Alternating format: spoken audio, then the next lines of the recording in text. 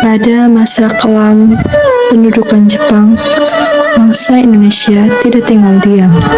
Di tengah penderitaan dan tekanan, muncul tokoh-tokoh besar yang tetap memperjuangkan kemerdekaan. Salah satunya adalah Soekarno, sang proklamator dan pemimpin rakyat. Melalui video ini, saya akan membahas secara singkat biografi dan perjuangan Insinyur Soekarno selama masa pembukaan Jepang. Mari kita simak bersama. Nama lengkapnya Kusno Sosrodihardjo, tapi dunia mengenalnya sebagai Insinyur Soekarno. Lahir pada 6 Juni 1901 di Surabaya, Soekarno tumbuh sebagai anak cerdas dari keluarga pendidik. Ayahnya seorang guru, ibunya berasal dari Bali. Sejak muda, Soekarno sudah menunjukkan kecintaan luar biasa pada tanah air.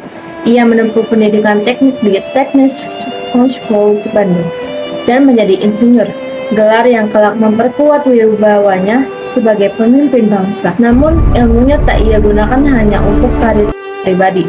Ia justru memilih terjal perjuangan kemerdekaan. Soekarno mendirikan Partai Nasional Indonesia atau PNI pada 1927.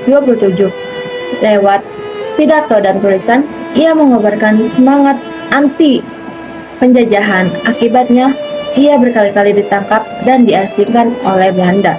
Tapi semua itu tak pernah memadamkan semangatnya. Justru beliau semakin dikenal, dicintai rakyat, dan dijuluki Bung Karno. Tahun 1942, Jepang menduduki Indonesia. Banyak tokoh bangsa bingung, akankah Jepang membebaskan Indonesia atau justru menjadi penjajah baru. Disinilah kecerdikan Soekarno terlihat. Alih-alih melawan secara frontal, Soekarno memilih strategi halus tapi tajam. Ia menerima ajakan Jepang untuk memimpin organisasi seperti Putra, Jawa Hokokai, dan mendukung pembentukan miliasi pribumi atau disebut dengan peta. Banyak yang menuduh Soekarno kolaboratif, tapi sesungguhnya ia melihat ini sebagai kesempatan. Melalui pidato-pidato yang penuh semangat, ia menyelipkan nasionalisme terselubung. Ia gunakan panggung yang diberikan Jepang untuk menyatukan rakyat, membangkitkan harapan, dan mempersiapkan kemerdekaan. Tahun 1945, Jepang mulai kalah dalam Perang Dunia II. Soekarno bersama tokoh lain bergabung dalam BPUPKI. Dan di sanalah ia memperkenalkan ide besar, yaitu Pancasila, dasar negara Indonesia. Kemudian BPUPKI diganti menjadi PPKI untuk mempersiapkan kemerdekaan yang sudah di depan mata. Dan benar saja, setelah Jepang menyerah kepada sekutu pada 15 Agustus 1945, Soekarno langsung bertindak cepat.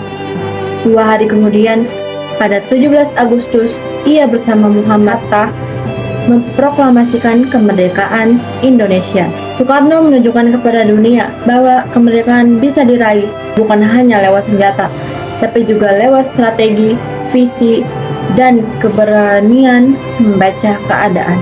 Insinyur Soekarno bukan hanya proklamator, ia adalah arsitek kemerdekaan yang bahkan di tengah penjajahan Jepang, tetapi memperjuangkan cita-cita Indonesia merdeka.